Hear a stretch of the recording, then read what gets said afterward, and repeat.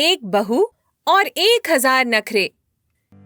सुबह के 8 बज रहे हैं। गोकुल निवास की रसोई में मीना पसीने से तरबतर होकर नाश्ता बना रही है, जबकि डाइनिंग टेबल पर सरोज देवी अपनी आंखों पर चश्मा चढ़ाए बहू के आने का इंतजार कर रही है और कहती है, मीना, आज फिर 8 बज गए। वो महारानी अभी तक सोकर नहीं उठी क्या? सूरज सिर पर आ गया है और हमारी नई बहू के नखरे खत्म ही नहीं हो रहे। माँ जी, मैंने 3 बार दरवाजा खटखटाया, पर अंदर से जवाब आया कि अभी ब्यूटी स्लीप चल रही है। अब आप ही बताइए, मैं क्या करूं? मैं तो तंग आ गई हूँ इसके रोज रोज के ब्यूटी स्लीप से। पता नहीं आज के जनरेशन के बच्चों को ये क्या लत लगती जा रही है। तभी सीढ़ियों से तानिया उतरती है। उसके हाथ में आईफोन है और चेहरे पर महंगा फेस मास्क। उसने रेशमी नाइट सूट पहना है, जिसे देखकर सरोज देवी का पारा चढ़ जाता है। तानिया सबसे एक ही बोलती है, गुड मॉर्निंग एवरीवन। वैसे मॉर्निंग तो गुड नहीं है, क्योंकि रात को एयर प्यूरिफायर ने काम करना बंद कर दिया था। मेरी स्किन कितनी डल लग रही है ना? बहू, यहाँ स्किन नहीं, रसोई की इज्जत डल हो रही है। इस घर की रस्म है कि बहू सूरज उगने से पहले उठती है और रसोई संभालती है। तुम यहाँ फेस मास्क लगाकर घूम रही हो, ये क्या तरीका है? तानिया ने बड़े नखरे से कुर्सी खींची और उस पर बैठ गई। उसने मेज पर रखी पराठों की थाली को ऐसे देखा जैसे वो कोई कचरा हो। रमेश जी ने अखबार के पीछे से नजरें घुमाई। फिर तानिया नखरे भरे अंदाज में कहती है, ओह माय गॉड, ये तेल से लथपथ पराठे। मम्मी जी, क्या आप मेरा कोलेस्ट्रॉल बढ़ाने की साजिश कर रही हैं? मुझे तो एवोकाडो टोस्ट और ओट्स मिल्क चाहिए। इतना ऑयली नाश्ता मैं नहीं कर सकती, मेरी तबीयत खराब हो जाएगी। बेटा, हमारे घर में तो पीढ़ियों से यही नाश्ता बन रहा है। और ये ओट्स मिल्क क्या होता है? दूध तो गाय देती है, ये ओट्स कहां से दूध देने लगे? आर्यन चुपचाप अपनी प्लेट में नजरें गड़ाए बैठा था। उसे पता था कि अगर उसने मुंह खोला तो आग और भड़क जाएगी, पर सरोज देवी ने उसे बीच में घसीट ही लिया और आर्यन से कहती है, आर्यन, देख रहा है अपनी बीवी के नखरे? कल इसे मोगरे की महक से एलर्जी थी, परसों इसे मंदिर की घंटी से सिर दर्द था, और आज इसे हमारे खाने से दिक्कत है। आखिर ऐसे कैसे चलेगा बेटा? मैं तो इसके रोज रोज के नखरे से पागल हो जाऊंगी। थोड़ा समझा इसको। माँ, वो तानिया को थोड़ा वक्त लगेगा एडजस्ट होने में। तानिया प्लीज आज खा लो ना, भाभी ने बड़ी मेहनत से बनाया है। देखो, अगर तुम्हें तबीयत खराब होने का डर है तो थोड़ा कम ही खाना। आर्यन की बातें सुनकर तानिया ने अपनी उंगली की टिप से पराठे को छुआ और फिर नाक सिकोड़ ली। उसने अपने फोन में कुछ टाइप किया और फिर जोर से आह भरी, जैसे उस पर कोई पहाड़ टूट पड़ा हो। फिर कहने लगी, मेहनत तो जिम में भी होती है आर्यन, पर उसका मतलब ये तो नहीं कि मैं कुछ भी अनहेल्दी खा लूं। मम्मी जी, मेरे लिए अलग से हिमालयन पिंक सॉल्ट मंगवा दीजिए। मुझे नॉर्मल नमक से ब्लोटिंग होती है, मैं इसे नहीं खा सकती। भाभी, नमक तो नमक होता है, अब हिमालय से मंगवाओ या समुद्र से। यहाँ 100 काम पड़े हैं और आपको नमक के रंग की चिंता है। क्या बच्चों जैसे नखरे कर रही हैं? जो भी है खा लीजिए, आखिर घर के और सभी लोग तो खा ही रहे हैं ना। तानिया ने मीना की तरफ एक तिरछी नजर डाली। उसे पता था कि मीना को जलन हो रही है, क्योंकि तानिया को काम नहीं करना पड़ रहा। दादी ने अपनी लाठी जमीन पर पटकी और हंसने लगी। अरे सरोज, ये तो अभी ट्रेलर है।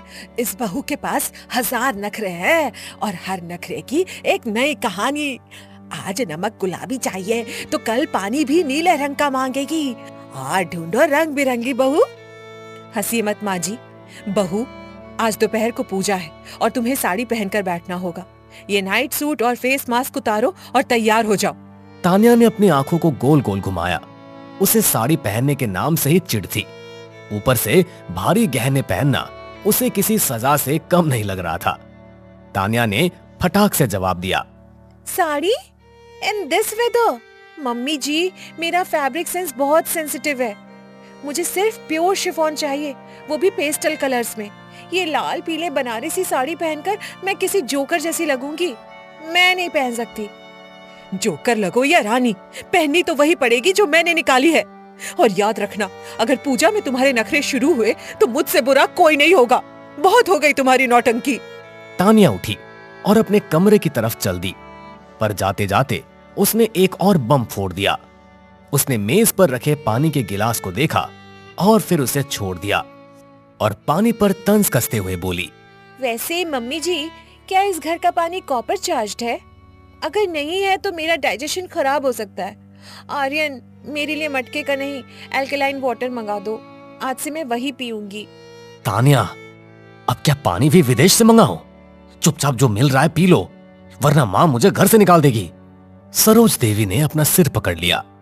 उन्हें समझ ही नहीं आ रहा था कि वो इस नखरेबाज बहू को कैसे सुधारे। उधर रसोई में मीना बुदबुदा रही थी और तानिया अपने कमरे में जाकर अपनी सहेली को कॉल लगाने लगी और कॉल पर बात करते हुए कहती है, यार नेहा, ये घर है या कोई म्यूजियम?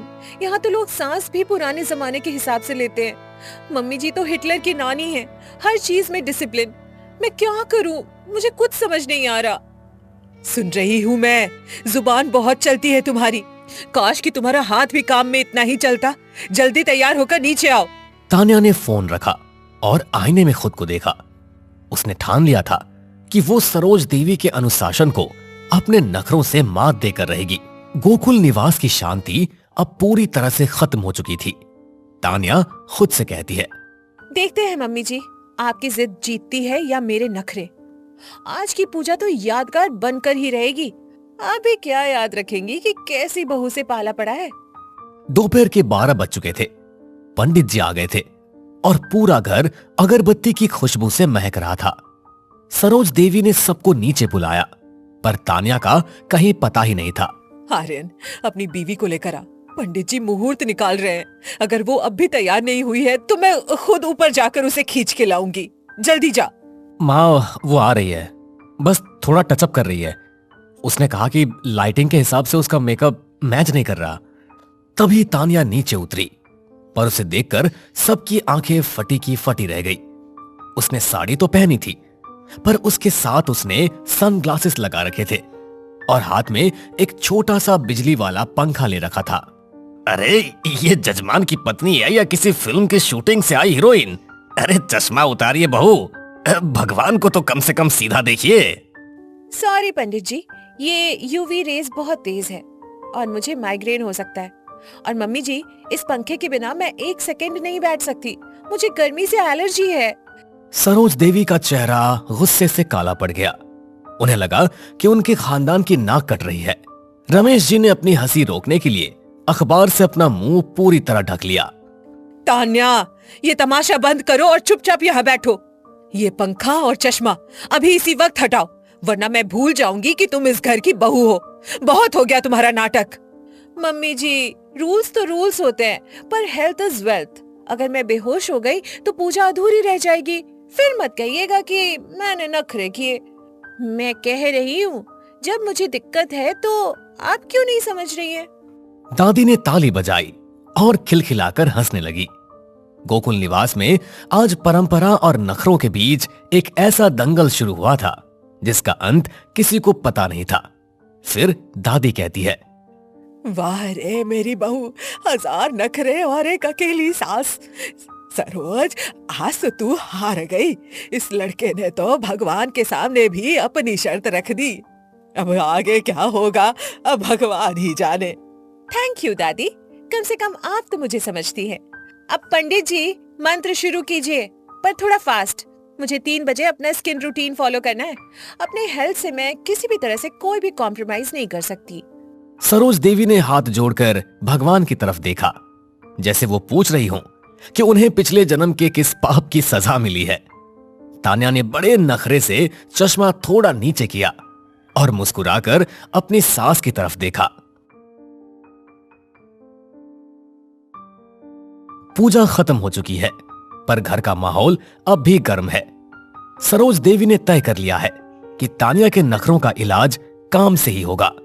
उन्होंने अपनी बड़ी बहू मीना को किनारे ले जाकर एक गुप्त योजना बनाई और उसे अच्छे से समझाया और कहा, मीना, आज शाम का पूरा खाना तान्या बनाएगी। और हाँ, रसोई की एसी और पंखा दोनों खराब कर दो। जरा देखे इसके नखरे गर्मी में कितने टिकते हैं। जब गर्मी में खाना बनाएगी तब इसकी सारी नौटंकी खत्म हो जाएगी। माँ जी, ये तो बहुत अच्छा आइडिया है। वैसे भी इसे हाथ लगाने की आदत नहीं है। आज आटे और पसीने में इसके स्किन का सारा ग्लो निकल जाएगा। तब समझ में आएगा कि काम करने और नखरे दिखाने में कितना अंतर होता है। शाम के 4 बज रहे हैं। तान्या अपने कमरे में नेटफ्लिक्स देख रही है। तभी सरोज देवी ने दरवाजा जोर से खटखटाया। उनके हाथ में रसोई की चाबियां थी और चेहरे पर एक विजयी मुस्कान। सरोज देवी तान्या से कहती है, बहू, आज मीना की तबीयत ठीक नहीं है और मेरे घुटनों में बहुत जोरों का दर्द हो रहा है। आज रात का खाना तुम्हारे हाथ का होगा। और सुनो, बाहर से ऑर्डर करने का सोचना भी मत, क्योंकि हमें बाहर का खाना खाने की आदत नहीं है। ओह गॉड, कुकिंग! मम्मी जी, किचन में तो मैं 1 सेकंड भी नहीं रुक पाऊंगी। मुझे आग की गर्मी से स्किन प्रॉब्लम हो जाती है। मेरी स्किन हीट सेंसिटिव है। डॉक्टर ने आग से दूर रहने को कहा है। सरोज देवी ने तान्या की बातों को अनसुना कर दिया और उसे खींचकर रसोई में ले गई। रसोई में घुसते ही तान्या ने अपनी नाक पर रुमाल रख लिया, क्योंकि वहां उमस बहुत ज्यादा थी। वो खुद को बहुत ज्यादा असहज महसूस कर रही थी।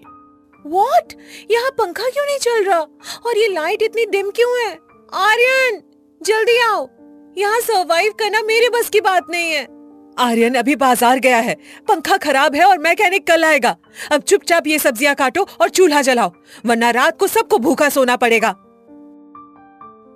सरोज देवी बाहर जाकर सोफे पर बैठ गई और छिपकर रसोई का नजारा देखने लगी। तान्या ने बड़े नखरे से अपने रेशमी दुपट्टे को कमर में बांधा और चाकू उठाया, जैसे वो कोई तलवार हो।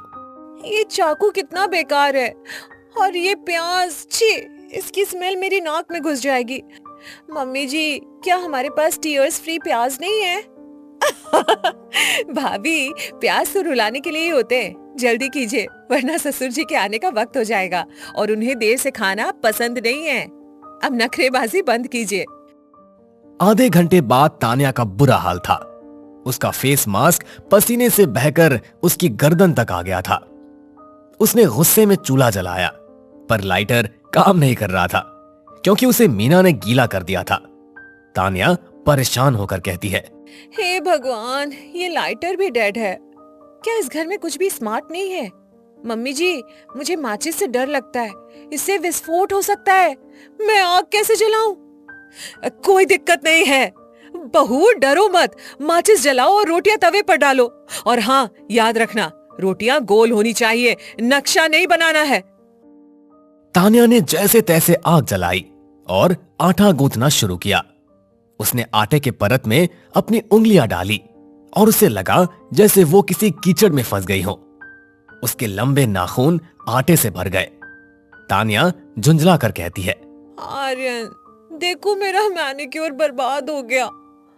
मम्मी जी, ये आटा बहुत चिपचिपा है। क्या हम रेडीमेड रोटियां नहीं मंगवा सकते? तान्या, क्या हुआ? रसोई में इतना धुआं क्यों है? माँ, आपने इसे अकेले यहाँ क्यों छोड़ दिया? ये चाय भी नहीं बना पाती, फिर ये खाना कैसे बनाएगी? आर्यन को देखते ही तान्या ने रोने का नाटक शुरू कर दिया। उसने अपने आटे वाले हाथ आर्यन के सफेद शर्ट पर लगा दिए और उसके गले लग गई। सरोज देवी ये देखकर अपनी जगह से खड़ी हो गई। आर्यन, देखो मम्मी जी मुझसे लेबर वर्क करवा रही है। यहाँ पंखा भी नहीं है और ये प्यास मुझे टॉर्चर कर रही है। मेरी आईलैशेस झड़ने लगी है गर्मी से। Labour work? खाना बनाना कर्तव्य होता है बहू। और आर्यन, तू चुप रह। आज इसे खाना बनाना ही होगा। ये इसके नखरों का डिटॉक्स है। तू बीच में मत पड़। तान्या ने अचानक एक गहरी सांस ली और अपनी आंखें पोंछी। उसके दिमाग में एक नया नखरा आया। उसने गैस बंद की और बड़े स्टाइल से अपनी गीली जुल्फें पोंछ ली और कहती है, ओके मम्मी जी, अगर आप चाहती है कि मैं कुक करूं तो मैं करूंगी, पर मेरा एक प्रोफेशनल कॉन्ट्रैक्ट है। मुझे किचन में ब्लूटूथ स्पीकर्स और एर्गोनॉमिक चेयर चाहिए, वरना मेरा पोस्चर खराब हो जाएगा। अरे भाई, ये रसोई है या जिम? बहू, जो है उसी में बना लो। हम सबको भूख लगी है, अब और कितना इंतजार करवाओगी? पापा जी, बिना म्यूजिक के मेरे पॉजिटिव एनर्जी खाने में नहीं जाएगी, और अगर खाना नेगेटिव बना तो आप सबको फूड पॉइजनिंग हो सकती है। चॉइस आपकी है, जैसा कहें। दादी अपनी व्हील चेयर पर रसोई तक आई और तानिया के आटे वाले चेहरे को देखकर जोर से ठहाका लगाया। उन्हें तानिया के पलटवार में बड़ा मजा आ रहा था। दादी बोली, सरोज हार मान ले, तेरी बहू ने हेल्थ और हाइजीन का ऐसा खेला खेला है कि तू कुछ नहीं बोल पाएगी। चल बहू, तू बाहर जा, आज मैं सबको अपनी पसंद का पकौड़ा बनाकर खिलाऊंगी। नहीं माँ जी, आज तो ये बनाकर ही रहेगी। तान्या, जाओ और रोटियां बनाओ, वरना मैं तुम्हारा ये फोन 7 दिन के लिए जब्त कर लूंगी। तानिया का चेहरा उतर गया। फोन जब्त होने की बात सुनकर उसने तुरंत बेलन उठाया। उसने पहली रोटी बेली, ऑस्ट्रेलिया के नक्शे जैसी बनी थी। उसने उसे तवे पर डाला और जानबूझकर उसे जलने दिया। ओप्स, ये तो चारकोल फ्लेवर्ड रोटी बन गई। मम्मी जी, आजकल ये बहुत ट्रेंड में, बॉडी को डिटॉक्स करता है। आप पहली रोटी खाएंगी? आपको अच्छी लगेगी। ये रोटी है या कोयला? तान्या, तुम जानबूझकर ये सब कर रही हो। मीना, जरा चखो तो ये इसने क्या बनाया है। माँ जी, दाल में नमक की जगह इसने पिसी हुई चीनी डाल दी है। ये कह रही है इसे खट्टा मीठा गुजराती टच दे रही है। पूरा घर तानिया के इस कुकिंग एक्सपेरिमेंट से दहल गया। सरोज देवी समझ गई कि तानिया को काम सिखाना यानी अपने ही पैरों पर कुल्हाड़ी मारना है। तानिया ने बड़े नखरे से अपना हाथ धोया और लोशन लगाने लगी। सॉरी मम्मी जी, मेरी क्रिएटिविटी शायद आप लोगों के टेस्ट से मैच नहीं करती। अब मैं जा रही हूँ अपना फेस वॉश करने, बहुत टैनिंग हो गई है। ओह गॉड। जा, चली जा। मीना, तू ही बना खाना। इस लड़की के 1000 नखरे सहना आसान नहीं है, पर इसके हाथ का खाना खाना मौत को दावत देना है। तानिया मुस्कुराती हुई अपने कमरे की तरफ चली गई और आर्यन को आंख मार दी। आर्यन ने राहत की सांस ली। सरोज देवी रसोई की चौखट पर माथा पकड़कर बैठ गई, जबकि दादी और रमेश जी दबे पांव हंस रहे थे। महल की ऊंची दीवारें सिर्फ पत्थर की नहीं थी, उनमें पीढ़ियों की कहानियां दबी थी। कुछ गौरव की, कुछ शर्म की, और कुछ जिन्हें कभी बाहर आने की इजाजत नहीं मिली। रात का वक्त, राजस्थान की वीरान पहाड़ियों के बीच खड़ा 200 साल पुराना महल। चांदनी उसके संगमरमर पर चुपचाप बिछी हुई है। अनन्या पहली बार इस महल में कदम रखती है। लाल जोड़े में सजी दुल्हन, लेकिन आंखों में हल्की सी बेचैनी। डरो मत अनन्या, ये घर जितना बड़ा दिखता है उतना ही शांत है। घबराने की बिल्कुल जरूरत नहीं है, तुम आराम से कदम बढ़ाओ। शांत जगहें कभी कभी ज्यादा बोलती हैं, बस आवाज सुनाई नहीं देती। और मैं घबरा नहीं रही, बस इस नई जगह का अवलोकन कर रही हूँ। राजवीर ने इसे मजाक समझा, पर अनन्या ने पहली रात कुछ महसूस किया था। महल में अजीब सी ठंडक थी, जो मौसम से नहीं माहौल से आती है। मुख्य हॉल में राजमाता देवयानी बैठी है, सफेद साड़ी, तीखी आंखें। शाही खानदान में स्वागत है। यहाँ इज्जत सबसे ऊपर होती है और सवाल कम पूछे जाते हैं। इज्जत सवालों से नहीं गिरती, गलतियों से गिरती है। मैं सिर्फ सच जानना चाहूंगी। कमरे में सन्नाटा फैल गया। नई बहू ने पहली मुलाकात में ही सीधी रेखा खींच दी थी। राजमाता की आंखों में हल्की चमक आई, जैसे शिकार और शिकारी आमने सामने हो। इतने में रणविजय सिंह हाथ में पुरानी फाइल लिए हुए धीरे धीरे अंदर आते हैं और अनन्या से कहते हैं, इस घर में जो दिखता है वही सच होता है। बाकी बातों में पढ़ना अच्छी बात नहीं है, इसलिए मेरी मानो तो तुम बस अपने काम से काम रखना। अगर सब कुछ आईने की तरह साफ होगा तो कुछ छुपाने की जरूरत भी नहीं होगी। और मैं तो बस समझना चाहती हूँ, उलझना नहीं। अनन्या की आवाज में विद्रोह नहीं था, सिर्फ जिज्ञासा थी। पर कई बार जिज्ञासा सबसे खतरनाक हथियार बन जाती है। रात गहराती है और अनन्या अपने कमरे में अकेली बैठी है।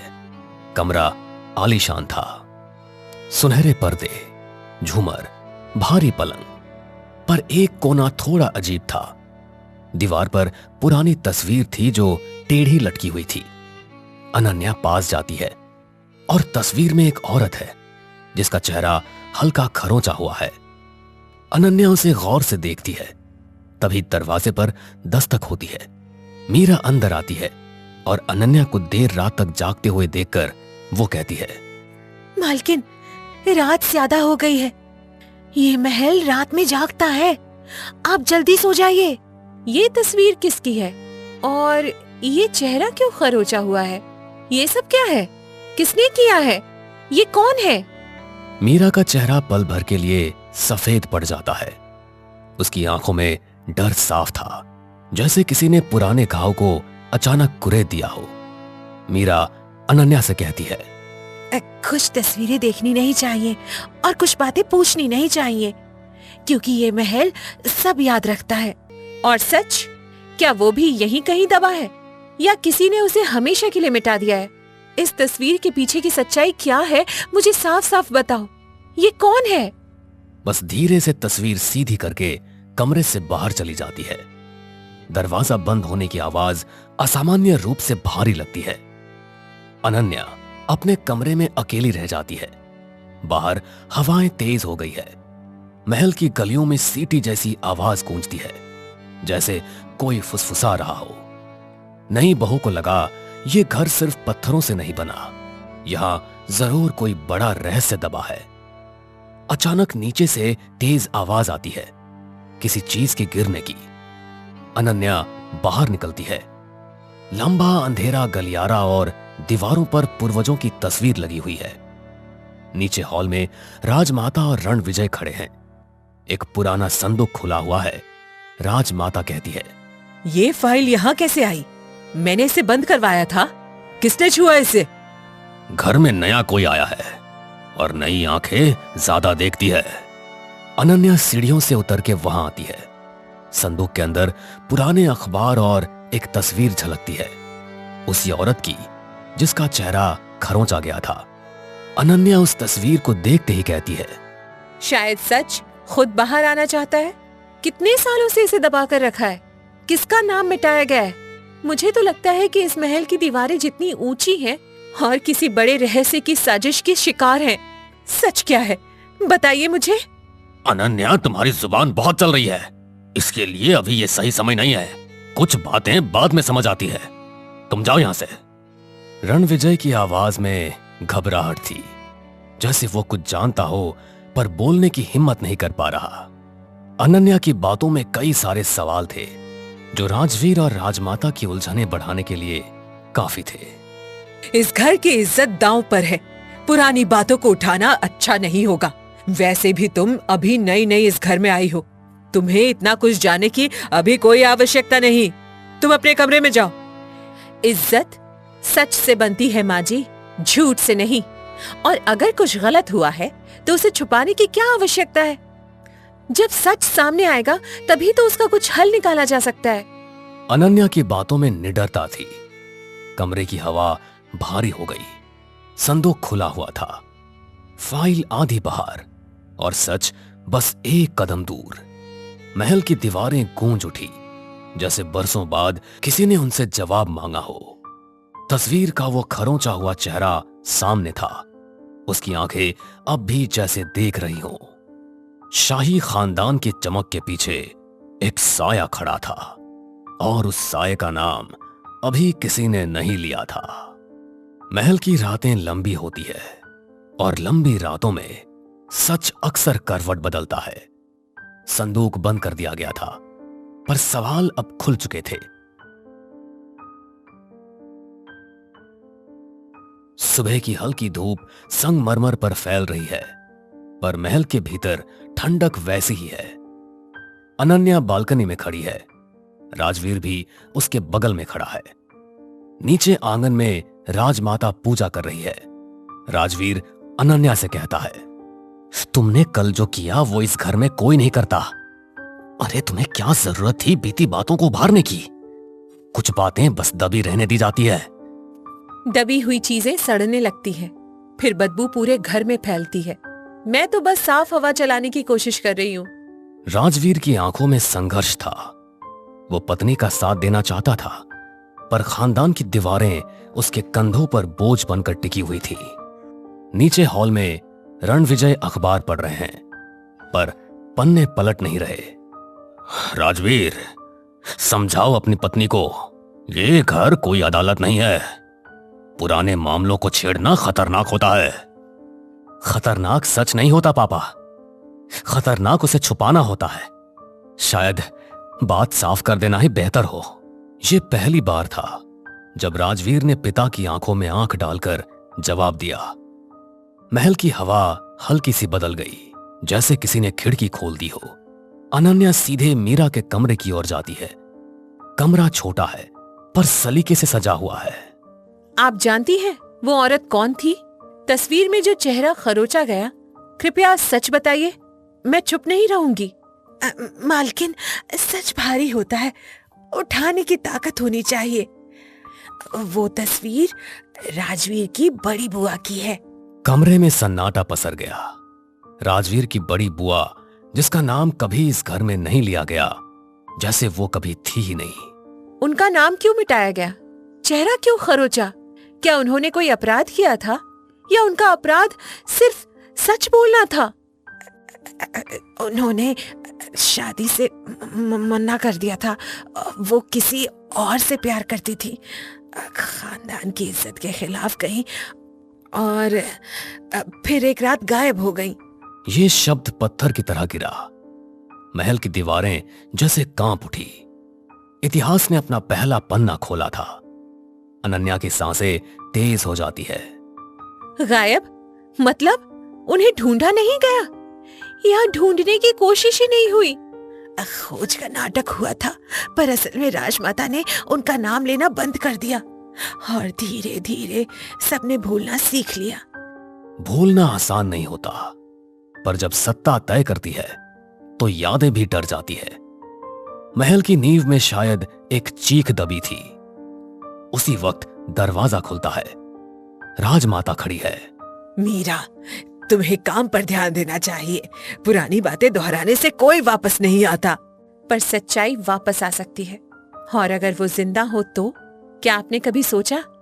राजमाता की आंखों में पहली बार हल्की घबराहट चमकी, जैसे किसी ने बंद दरवाजे पर जोर से दस्तक दे दी हो। वो जिंदा नहीं है। उनका फैसला उनका था। घर छोड़ने की सजा घर से नाम मिट जाना होती है। सजा? प्यार करने की या अपनी जिंदगी चुनने की? शब्द तीर की तरह निकले। राजमाता का चेहरा सख्त हो गया, पर उनकी उंगलियां कांप रही थी। सच कभी पूरी तरह मरता नहीं। तभी राजवीर अंदर आता है और कहता है, दादी, क्या बुआ सच में घर से भागी थी या उन्हें जाने पर मजबूर किया गया? सच क्या है, बताइए। बस, इस घर में मेरी बात अंतिम है। कुछ सच घर तोड़ देते हैं और कुछ झूठ घर को अंदर से खोखला कर देते हैं। राजमाता की तेज तर्रार बातों से राजवीर ने यह महसूस किया कि उसकी चुप्पी अब टूटने लगी थी। इतने में रणविजय भी कमरे में आ जाते हैं और कहते हैं, सच इतना सरल नहीं है। उस रात एक हादसा हुआ था। झगड़ा काफी ज्यादा बढ़ गया था और वो सीढ़ियों से नीचे गिर गई थी। तो ये बात आज तक छुपाई क्यों? इसे हादसा क्यों नहीं बताया और नाम क्यों मिटाया? अनन्या के ताबड़तोड़ सवालों से कमरा भारी हो गया था। आज पहली बार आधा सच सामने था, पर आधा सच अक्सर पूरे झूठ से ज्यादा खतरनाक होता है। रणविजय जवाब देते हुए कहते हैं, वो गिरने से पहले चिल्ला रही थी और कह रही थी कि वो पुलिस के पास जाएगी और मेरे इस खानदान की सच्चाई उजागर करेंगी। और फिर क्या हो गया? हादसा। इसमें किसी की कोई गलती नहीं है। अनन्या की रूह कांप उठी। यह सिर्फ इज्जत की कहानी नहीं थी, यह सत्ता, डर और चुप्पी की कहानी थी, और शायद अपराध की भी। राजवीर पीछे हट जाता है और फिर कहता है, मतलब हम सालों से झूठ जी रहे थे और बुआ का नाम लेकर इसलिए मिटाया ताकि सवाल खत्म हो जाए। ये तो बहुत बड़ी साजिश लग रही है। भला अपनी ही बेटी के साथ कोई ऐसे कैसे कर सकता है? मैंने इस घर को बचाया है, क्योंकि अगर सच बाहर आ जाता तो सब खत्म हो जाता। महल की दीवारों पर दरारें साफ दिखने लगी थी। राजमाता की मजबूती पहली बार कमजोर हुई और अनन्या ने महसूस किया, सिर्फ अपराध नहीं होता, कभी कभी डर से लिया गया फैसला भी होता है। अब तो ऐसा लग रहा था जैसे सच खुद साफ होने लगा हो। शाही खानदान की नींव हिल चुकी थी। अब फैसला होना था, सच बाहर आएगा या एक और नाम मिटा दिया जाएगा। रात फिर से उतर आई थी। महल के आंगन में अजीब सी बेचैनी तैर रही थी।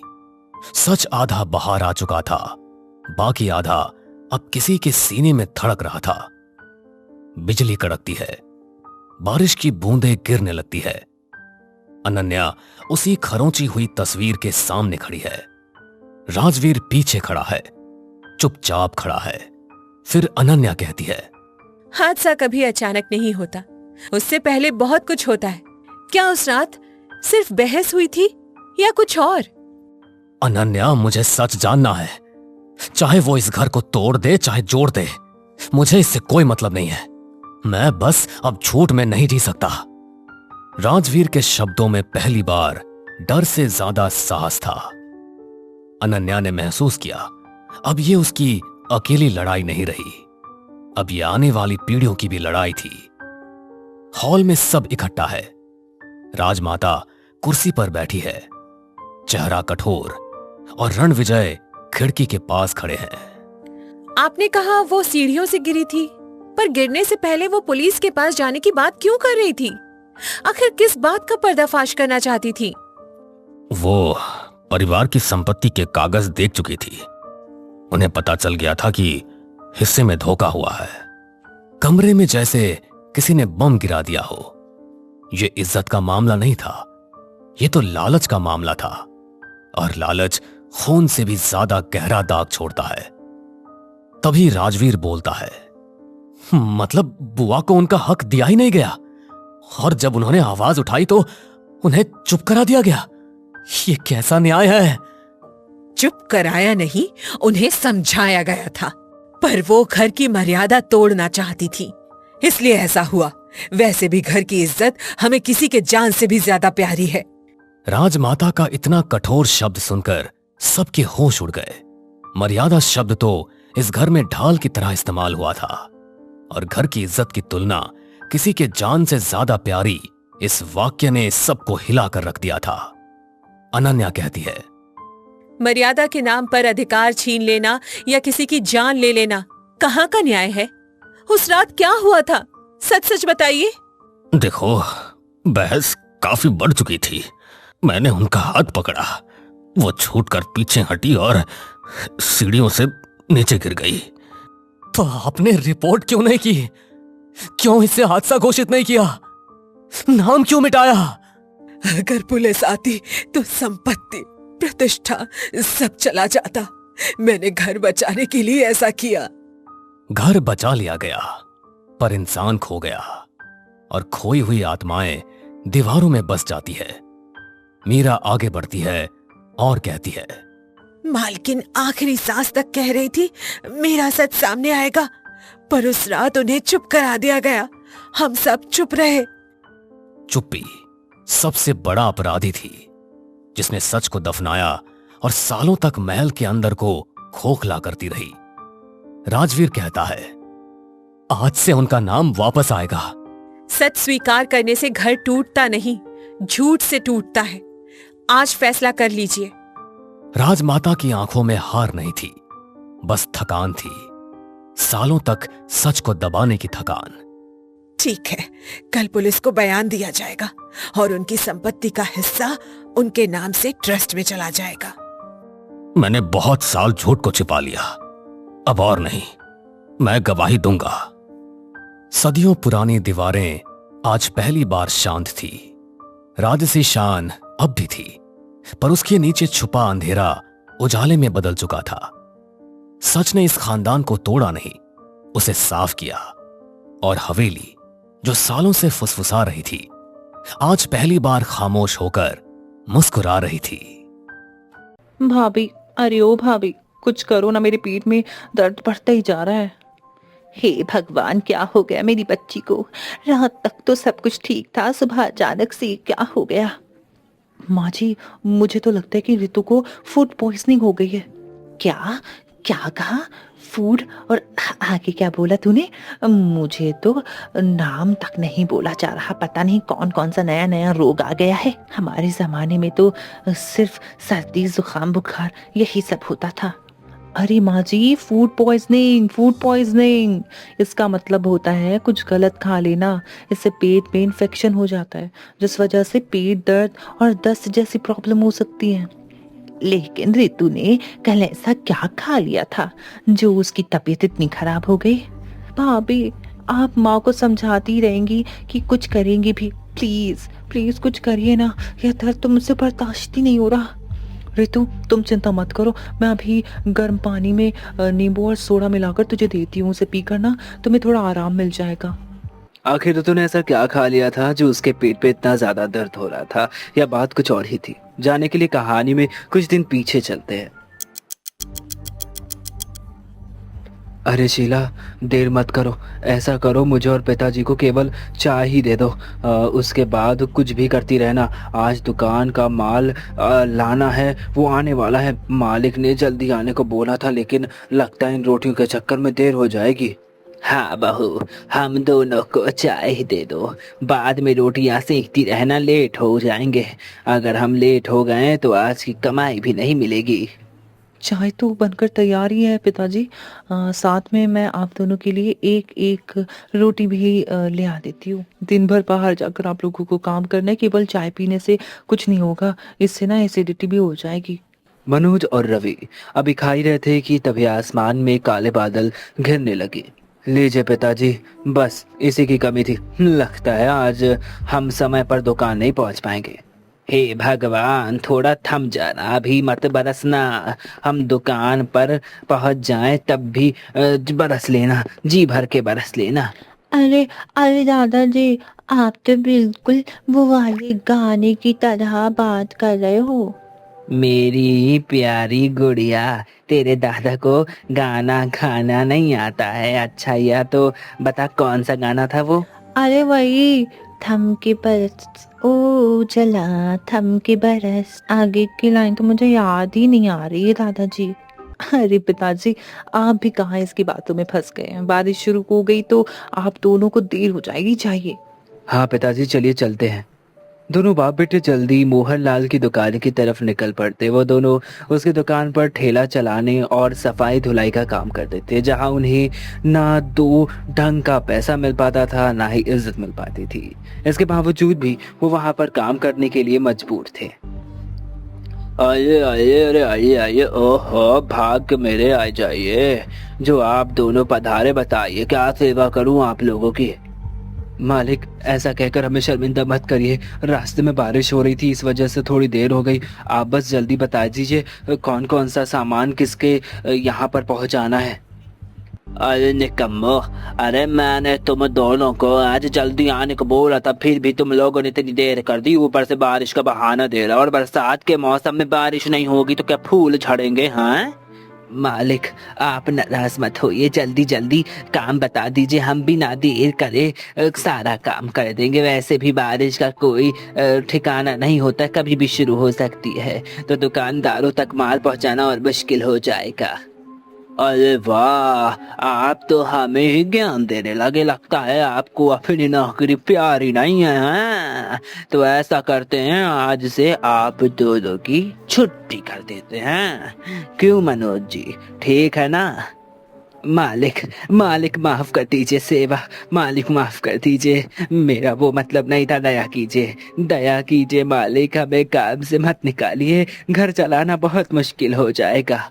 चलो ठीक है, नहीं निकालता, लेकिन ध्यान रहे आज के बाद मुझे ज्ञान देने की कोशिश मत करना। हाँ, अब जाओ, जाकर दुकानदारों तक सामान पहुंचाओ, और ध्यान रहे चीनी की बोरियां गीली ना हो पाए। मालिक आप चिंता मत करिए, सब कुछ एकदम ध्यान से करेंगे। मोहनलाल की थोक के किराने की दुकान थी, जहां वो छोटे मोटे दुकानदारों को सामान पहुंचाया करता था। रवि और मनोज मौसम का मिजाज देखते हुए जल्दी जल्दी डिलीवरी कर रहे थे। अब बस आखिरी डिलीवरी रह गई थी कि बारिश होने लगी। तभी मोहन बोलता है, हे भगवान, सत्यानाश सत्यानाश हो गया इस बारिश का। अब बस आखिरी खेप बची थी। अब जब तक ये बारिश रुकती नहीं तब तक हमें कैसे भी कर माल पहुंचाना होगा। क्या करे कुछ समझ नहीं आ रहा। हाँ पिताजी बिल्कुल सही कही। वैसे तो पिताजी बारिश का मौसम बहुत अच्छा होता है, गर्मी के बाद थोड़ी राहत मिल जाती, लेकिन यह सब भी अमीरों के लिए होता है। हम गरीबों के लिए बारिश का दूसरा नाम आफत है, आफत। हेलो काम चोरो, अभी तक तुम लोगों ने सोहन की दुकान पर माल नहीं पहुंचाया है? वह फोन करके मुझे सुना रहा है। मालिक वो देखिए ठेला। अरे उनके नीचे सामान से भरा पड़ा है, लेकिन बाहर बारिश इतनी तेज हो रही है कि निकलना हमारे लिए बहुत मुश्किल हो जाएगा। सारा सामान खराब हो जाएगा। वैसे भी इसमें ज्यादातर चीनी और चावल की बोरियां है। अगर हम बाहर गए और थोड़ा सा भी पानी पड़ गया तो सब खराब हो जाएगा। अरे काम छोड़ो, जब तुम दोनों को मालूम है कि बारिश का मौसम है तो हाथ पैर जल्दी चलाना चाहिए था, है नहीं तो अब अगर सोहन लाल की पेमेंट नहीं आए तो याद रखना तुम दोनों की आज की दिहाड़ी नहीं मिलने वाली। मालिक ऐसा जुल्म मत कीजिए, बाकी सभी माल तो हमने समय पर पहुंचा दिया था। अब सोहन मालिक के समय में बारिश हो गई तो हम क्या करें। चुप हो जा बिल्कुल। अरे चुप हो जा, ज्यादा से बात मत चला, थोड़ा दिमाग लगाओ और यह माल सोहन लाल तक पहुंचाओ। उसका कुछ जुगाड़ लगाओ, मैं नहीं जानता। हाँ बिल्कुल चिंता मत कीजिए। जब तक आज हम मोहन के मालिक के यहाँ सामान नहीं पहुंचा देते तब तक हम घर नहीं जाएंगे। आज बारिश रवि और मनोज के सब्र का इम्तिहान लेने पर उतारू थी, तो वहीं दूसरी तरफ घर में सभी की हालत बहुत खराब थी। अरे माँ जी, इस बारिश ने तो सब कुछ बर्बाद कर दिया। देखिए ना, जगह जगह में पानी टपक रहा है, पूरा चूल्हा खराब हो गया है। और तो और जो थोड़ा बहुत आटा बचा रखा हुआ था वो भी खराब हो गया, उसमें भी पूरा पानी मिल गया है। क्या करे बहू, तेरे ससुर और पति की कमाई भी तो इतनी नहीं होती कि बारिश में कुछ कर पाए, बारिश से पहले छत की मरम्मत कर पाए। हर साल यही सोचते रह गए, लेकिन कुछ हो ही नहीं पाया, कुछ समझ ही नहीं आ रहा है। अरे मम्मी, अभी ये गरीबी पुराना पढ़ने का समय नहीं है। जल्दी जल्दी हम सबको बाल्टी और बर्तन को पानी टपकने वाली जगह पर लगाना होगा, नहीं तो पूरा घर तालाब बन जाएगा। अरे बुआ, बन क्या जाएगा, ये तो ऑलरेडी बन चुका है। वह देखो उस तरफ मम्मी के मसालों के डिब्बे पानी में तैर रहे हैं। हे भगवान, क्या आफत है। एक तो यहाँ सामान खरीदने के पैसे नहीं, ऊपर से दूसरी तरफ इस टपकती छत की वजह से जो था वो भी बर्बाद हो गया। हे भगवान, अब हम क्या करें। अरे बहू, तब की बात तब सोचेंगे, अभी तो इस टपकते हुए पानी को रोकना होगा। तू ऊपर जाकर छत पर प्लास्टिक शीट डाल दे और ऋतु घर में जमा पानी बाहर निकाल। शीला छत पर जाकर प्लास्टिक सीट बिठाती है, तो वहीं दूसरी तरफ रवि और मनोज भी ठेले पर लदे हुए सामान को प्लास्टिक से अच्छी तरह से कवर कर लेते हैं। मालिक, लगता है यह बारिश आज नहीं रुकने वाली, इसीलिए हमने सामानों को अच्छी तरह से प्लास्टिक के कवर में पैक कर दिया। इसे पहुंचा रहे हैं, जा रहे हैं। इससे क्या होगा कि पानी अंदर नहीं जाएगा, कुछ भी सामान खराब नहीं होगा। और आप बिल्कुल निश्चित रहिए, थोड़ी देर बाद आप सोहन लाल से पैसे मांग सकते हैं। ठीक है, जल्दी जाओ, लेकिन ध्यान रहे सामान खराब नहीं होना चाहिए। हाँ, नहीं तो तुम्हारे पैसे कटेंगे। पिताजी, बारिश के कारण सड़कों की मिट्टी एकदम चिपचिपी हो गई है, बहुत फिसलन भरी मिट्टी हो गई है। आप ध्यान दीजिएगा, सही से चलिएगा, कहीं पैर ना फिसल जाए। अरे बेटा मेरी छोड़, तू अपना ध्यान रख। एक दूसरे से बातें करते हुए, एक दूसरे को संभालते हुए सोहन लाल का सामान पहुंचाकर वह वापस आ जाते। मालिक, हमने सारा सामान सोहन जी के पास पहुंचा दिया है, वो भी सही सलामत। अब आप हम दोनों को आज की दिहाड़ी दे दीजिए ताकि हम भी घर जा सके। मालिक, अगर हो सके तो थोड़ा चावल और दाल भी दे देते ताकि बारिश में दूसरी जगह से राशन न खरीदना पड़े। क्यों रे रवि, मेरा गोदाम तुझे धर्म खाता नजर आता है क्या? हाँ, जो कभी आटा नहीं तो कभी चावल मांगता रहता है। नहीं मालिक, मैं तो बस यूं ही कह रहा था। यदि संभव नहीं है तो रहने दीजिए। मोहनलाल से 200 की दिहाड़ी के सिवा दोनों बाप बेटों को कुछ नहीं मिलता है। बेटा, आज तो बड़ी देर हो गई, घर पर सभी लोग राह देख रहे होंगे, जल्दी जल्दी कदम बढ़ाने होंगे। सब्जियां और किराने का सामान भी तो लेना है। पिताजी, इन 200 रुपए में हम क्या क्या ले पाएंगे, मुझे तो कुछ समझ में नहीं आ रहा है। भगवान ने हमें जन्म देकर कोई गलती तो नहीं करती है। बेटा हिम्मत नहीं हारते, जीवन में संघर्ष ही संघर्ष भरा पड़ा है। बस हमें अपने कर्मों पर ही रहना, अपने कर्म अच्छे करना, बाकी ऊपर वाला तो देख ही रहा है, सब उस पर छोड़ दे। बहू थोड़ी चाय बना दे, थोड़ी थकान हो रही है आज। जी पिताजी, आप दोनों कपड़े बदल लीजिए, तब तक मैं चाय बना देती हूँ। अरे रितु, आज छत से पानी टपकने लगा था क्या? हाँ पापा, हमारा घर मिनी स्विमिंग पूल बन गया था, जिसमें मम्मी के मसाले के डिब्बे भी स्विमिंग कर रहे थे। अरे मेरे प्यारे बच्चों, अपने दादाजी को भी बताओ आज तुमने क्या क्या किया। दादाजी मैं बताता हूँ। आज इस पिंकी ने अपनी कॉपी के पन्ने फाड़ कर नाव बनाई थी। उससे ना जमे पानी में, घर में जो पानी जम गया था ना, उसमें डालकर खेल रही थी। इसे समझा दादाजी, कॉपी के पेज कोई बर्बाद ना करा करे। अरे दादाजी, बस एक ही पेज फाड़ा था। ये मोनू का बच्चा कब से सभी से ही शिकायत लगा रहा है। सभी आपस में बातें कर रहे थे, तभी दरवाजे पर दस्तक होती है। तू रहने दे बहू, मैं जाकर देखती हूँ इतनी रात गए कौन आया है। अरे कांता जी, आप इतनी रात गए, कहीं कुछ काम है क्या?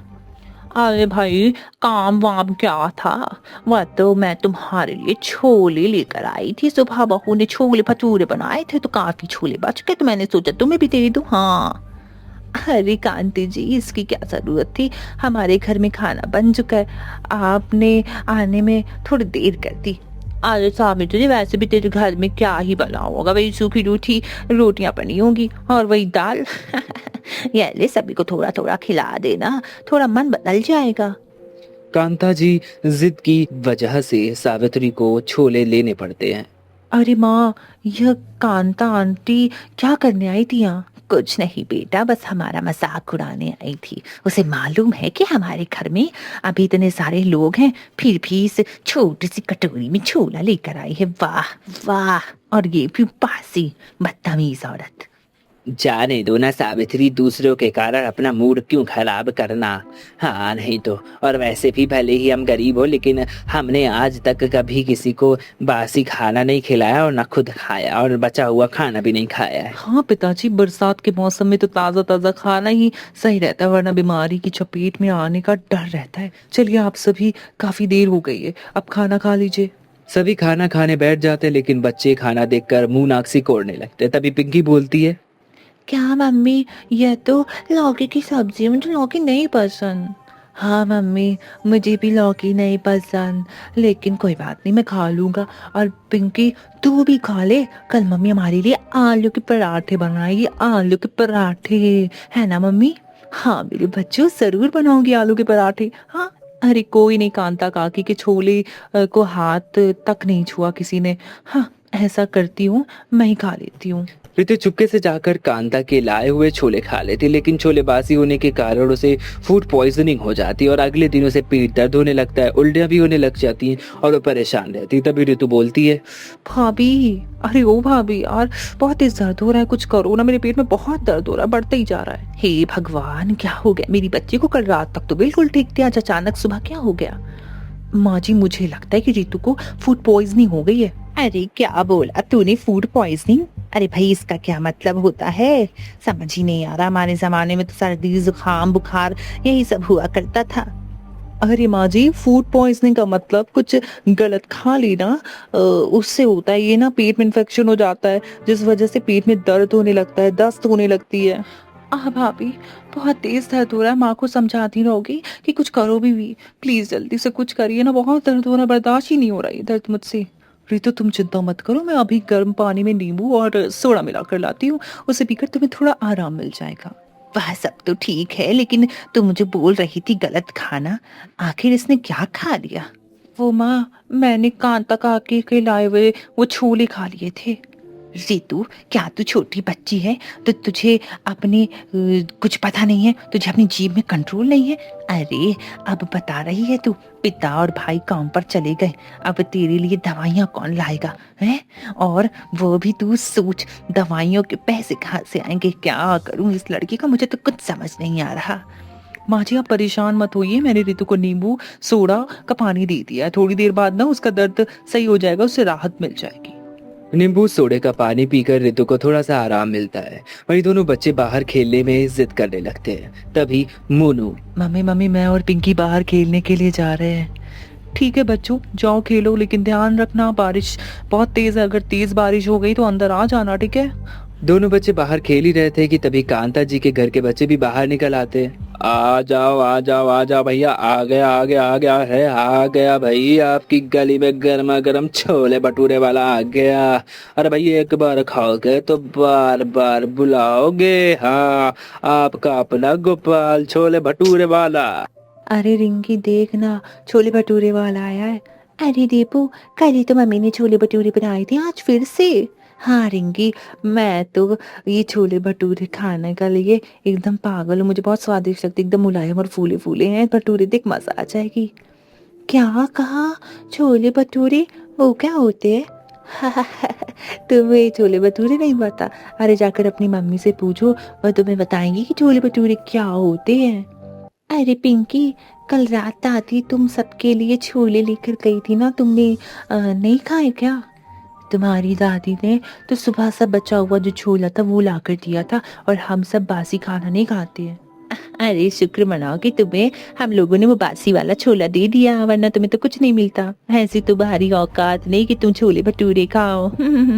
चलो रिंकी, हम दोनों चलते हैं, बड़े आए बासी खाना नहीं खाने वाले गरीब कहीं के। भैया भैया, तुमने दीपू से गुस्से में क्यों बात की? देखा वो दोनों अपने घर चले गए। कोई बात नहीं पिंकी, मैं हूं ना, तू मेरे साथ खेल। वैसे भी पिंकी, अब हमें भी घर चलना चाहिए और गर्मा गर्म आलू के पराठे खाने चाहिए। चलो चलकर खाते हैं। लेकिन भैया, मुझे तो इस ठेले वाले के छोले भटूरे खाने हैं, देखो ना कितनी अच्छी खुशबू आ रही है। पिंकी अंदर चल। अरे बच्चों, खेल लिया तुम दोनों ने, अब आ जाओ जल्दी से, आकर खाना खा लो। दादी दादी, मुझे छोले भटूरे खाने हैं। बाहर गली में ठेले वाला आया है, उसके ठेले में ना बहुत स्वादिष्ट अच्छी अच्छी कुछ पुशियारी, मुझे वही खाना है। अरे बेटा, बरसात में बाहर का खाना नहीं खाते, नहीं तो रितु बुआ की तरह तुम्हारा भी पेट खराब हो जाएगा, है ना, दर्द होने लगेगा। माँ माँ दादी बाहर का खाना खाने को मना कर रही हैं, मुझे बाहर का खाना खाना है, तो मेरे लिए घर पर ही छोले भटूरे बना दो फिर। दीपू और रिंकी की मम्मी ने भी कल बनाए थे, तुम तो हमारे लिए कुछ नहीं बनाती हो, केवल दाल चावल रोटी सब्जी यही बनाती रहती हो। पिंकी, तेरी जुबान आजकल बहुत ज्यादा चलने लगी है, चुप हो जा चुप हो जा, जो बनाए चुपचाप खा ले, वरना 2 घंटा लगाऊंगी, एक थप्पड़ मारूंगी जोर का, सारा जिद करना निकल जाएगा। मार लो थप्पड़, नहीं मार लो आप मुझे थप्पड़, लेकिन मुझे छोले भटूरे ही खाने हैं, मुझे छोले भटूरे ही खाने हैं। शीला गुस्से में पिंकी को एक चाटा जड़ देती है, जिसके बाद पिंकी और सोनू चुपचाप खाना खाते हैं। वही दूसरी तरफ मोहनलाल के गोदाम में रात हो गई थी। रात हुई, बारिश की वजह से सब कुछ बर्बाद हो चुका था, पानी भर चुका था। तभी मोहनलाल चिल्लाते हुए बोलता है, अरे अभी तुम दोनों बाप बेटे थोड़ा जल्दी जल्दी हाथ चलाओ, नहीं तो सभी बोरियां शाम होने वाली है भाई, पहले दूसरे गोदाम में पहुंच जानी चाहिए। हाँ मालिक, आप चिंता मत करिए, हम काम जल्दी करेंगे। पिताजी, आप केवल बोरियों को सहारा देकर उतारने का काम करिए, बाकी का बाहर ले जाने का काम और थैली में रखने का काम मैं कर लूंगा। बारिश की वजह से जमीन फिसलन भरी हो चुकी है, अगर कोई हादसा हो गया तो हम बहुत परेशान हो जाएंगे। रवि अपने पिता को अभी समझा ही रहा था कि मनोज जी का पैर फिसल जाता है और वह सामान लेकर नीचे गिर जाते हैं। हे भगवान, हे भगवान, हे मेरा पैर। अरे पिताजी, मैंने कहा था कि आप इधर मत आइए। देखा, गिर गए ना, लाइए अपना हाथ दीजिए। आय आय हाय हाय, अरे बेटा बहुत दर्द हो रहा है, ओहो, उठा नहीं जा रहा, रे बाप रे, लगता है लगता है पैरों में बहुत ज्यादा चोट आ गई है। लो अब इनका नया नाटक शुरू हो गया भाई। अरे जब पैरों में ताकत नहीं है तो काम करने क्यों आ जाते? सत्यानाश कर दिया मेरे सामानों का है, नहीं तो अब इसकी भरपाई कौन करेगा? अरे मालिक शांत हो जाइए, एक तो पिताजी के पैरों में इतनी दोस्त से चोट लग गई है और आपको बस अपने सामान की पड़ी है। क्या आपकी नजरों में इंसानों का कोई मोल नहीं? अरे तुम जैसे कीड़े मकोड़े को क्या किस तो पड़ी है भाई? चुप रह। वैसे भी आधी से ज्यादा दुनिया तुम जैसे कीड़े मकोड़ों से भरी पड़ी। अगर दो चार को कुछ भी हो जाता है तो क्या फर्क पड़ता है भाई? मालिक बहुत बोल लिया आपने। आप हमें कोई मुफ्त में पैसे नहीं दे रहे, हम काम करते हैं उसके बदले में मेहनती मिलती है हमें, वो अभी आधे दाम पर। कल से हम दोनों आपकी दुकान पर कोई काम नहीं करेंगे, नहीं आएंगे हम आपकी दुकान पर काम करने। अरे जहाँ इंसानों को इंसान नहीं समझा जाता वहाँ वहाँ अपना खून जला के क्या फायदा? अरे हाँ हाँ भाई, जाओ जाओ जाओ जाओ जाओ जाओ, जल्दी जाओ, निकल जाओ। देखता हूँ तुम दोनों को कौन काम देगा। आखिर में रोते हुए गिड़गिड़ाते हुए हाथ फैलाते हुए मेरे पास ही आना है तुम दोनों को। रवि अपने पिताजी को ठेले पर लेटा देता है और वापस घर आ जाता है। सावित्री उनका हाल देखकर बोलती है, अरे बेटा इन्हें क्या हुआ? कुछ नहीं माँ, कीचड़ में इनका पैर फिसल गया था, थोड़ी सी चोट आ गई है। तुम इनका ध्यान रखो, मैं और शीला पास के क्लिनिक में जाकर आते हैं। शीला, मैंने माँ से कहने को तो कह दिया कि पास के क्लिनिक में जाते हैं, लेकिन पैसे नहीं है, मैं क्या करूँ कुछ समझ नहीं आता। क्यों, क्या हुआ? आज आप दोनों की दिहाड़ी नहीं मिल पाई? रवि शीला को गोदाम के पास हुई सारी बात बताता है। आप लोग चिंता मत कीजिए, मेरी एक दोस्त नर्स है, वो पास की क्लिनिक में काम करती है, हम वहाँ चलते, हो सकता है वो कुछ मदद कर दे। शीला अपनी दोस्त मीनल से मदद मांगती है। मनोज जी के पैरों को देखने के बाद मीनल कुछ दवाइयाँ लिखती है।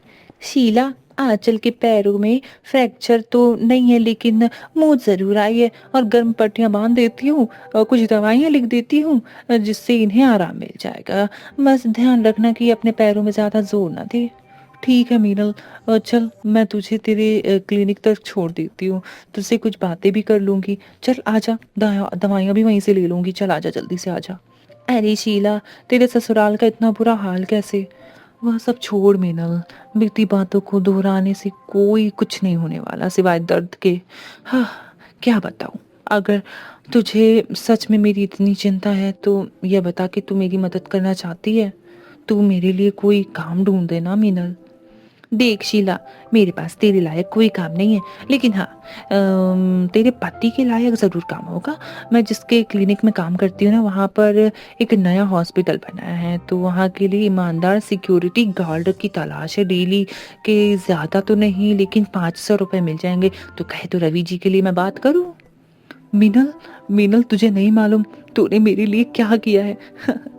तेरा ये एहसान मैं कभी नहीं भूलूंगी। चल अच्छा ठीक है, ज़्यादा सेंटी मत हो। मैं तेरे सामने ही डॉक्टर सर से बात करके देखती हूँ, रवि जी के बारे में नौकरी पक्की करवाती हूँ। उसके बाद हम दोनों दोस्त मिलकर छोले भटूरे खाएंगे। वैसे भी बरसात के मौसम में छोले भटूरे खाने का तो मज़ा ही कुछ और है। मीनल अपने क्लिनिक में बात करके रवि की नौकरी पक्की करवा देती है। अरे वाह शीला, सर ने रवि जी को कल ही आने के लिए बोल दिया है। अब तो तेरी सारी टेंशन खत्म है। अब चल सामने ठेले से चलकर छोले भटूरे खाते हैं। नहीं मीनल, तू खा ले, मेरा मन नहीं है। शीला क्या बात है, तुझे छोले भटूरे तो बहुत पसंद है, आखिर क्या बात हो गई जो तू मना कर रही है? अब तुझसे क्या छुपाना, वो बात कुछ ऐसी कि घर में काफ़ी दिनों से बच्चों को छोले भटूरे खाने हैं। वो बहुत जिद करे, लेकिन पैसे की तंगी की वजह से मैं बना ही नहीं पा रही हूँ। ऐसे में कैसे भी करके मुझे, हाँ ये क्या ही कर सकती हूँ, मैं नहीं खा सकती छोले भटूरे जब तक मेरे बच्चे नहीं खाएंगे। तो यह बात है। अच्छा सुन, पहले हम दोनों दुकान से मैदा, चने और तलने के लिए तेल खरीदेंगे, ताकि तू आज रात अपने बच्चों के लिए छोले भटूरे बना सके। उसके बाद तू मना नहीं करेगी, ठीक है?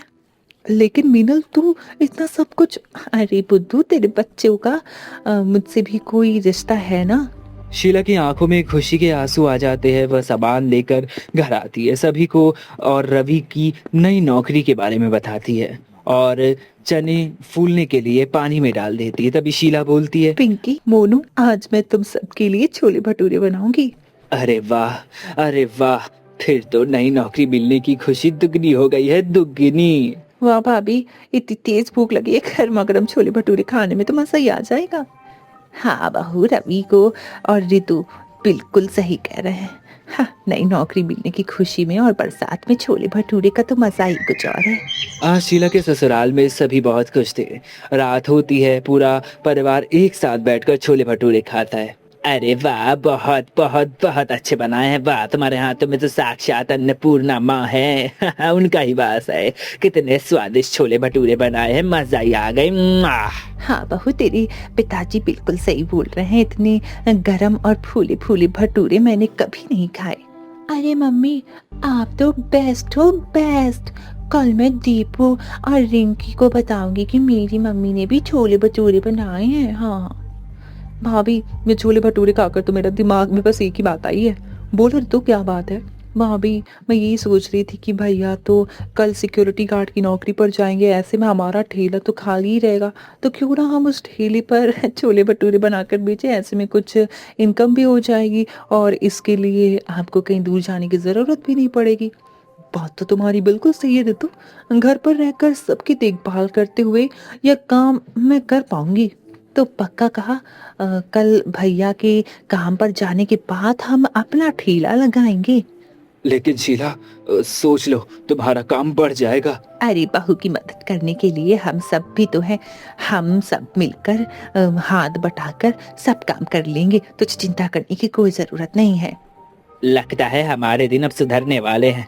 अब बहू भगवान का नाम लेकर कल से छोले भटूरे बेचेगी, बिजनेस शुरू करेगी। हाँ हाँ, बिल्कुल अच्छा हो रहा है।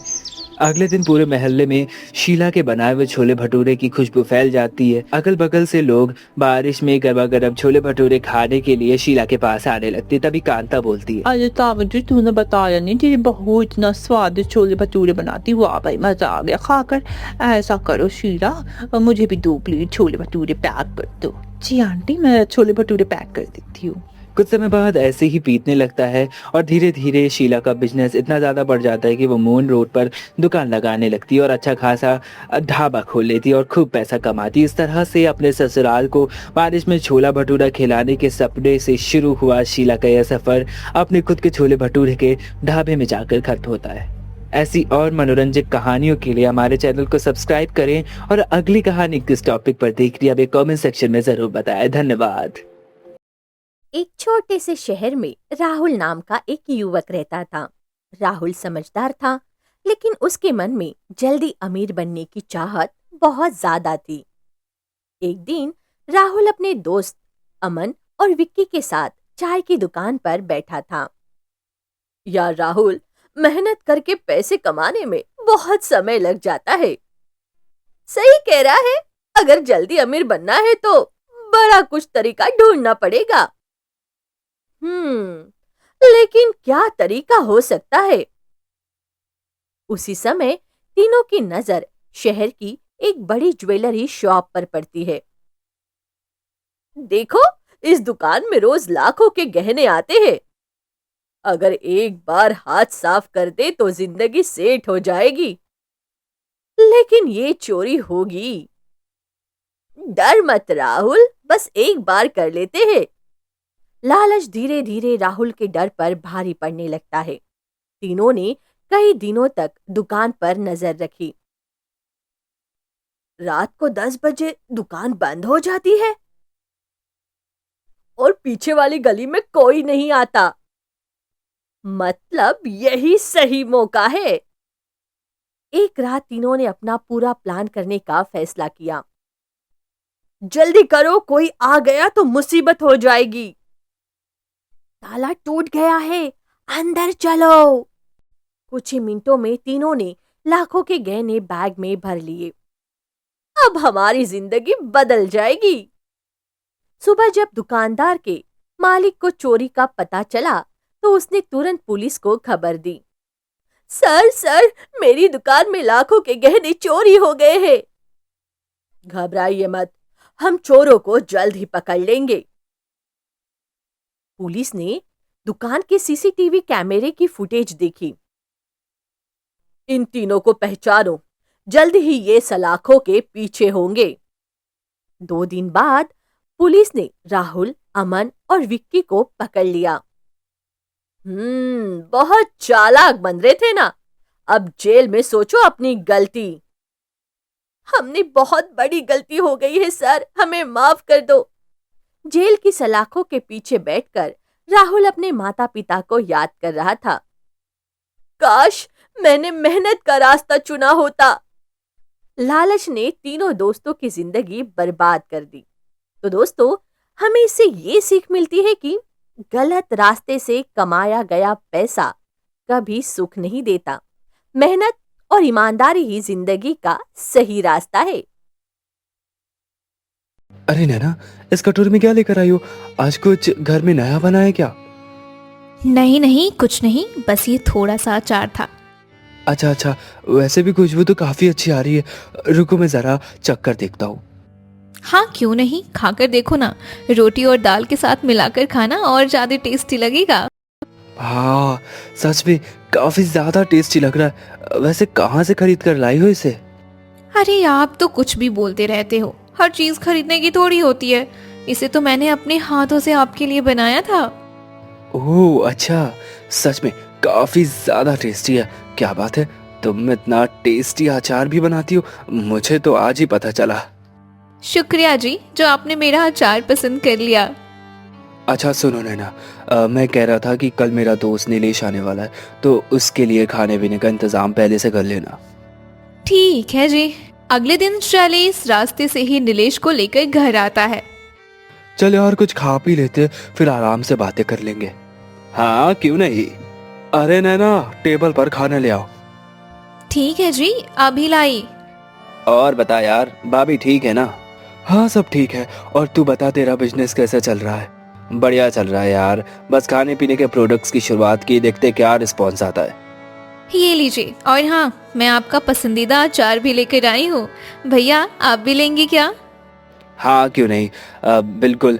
अगर ये अचार शैलेश का पसंदीदा है तो एक बार मैं भी इसे चखकर जरूर देखूंगा। हाँ क्यों नहीं, लीजिए ना, मैं आपकी प्लेट में परोस देती हूँ। अरे वाह भाभी, ये तो सच में बहुत ही ज्यादा टेस्टी अचार है। क्या बात है, आपके हाथों में तो जादू है। शुक्रिया भैया।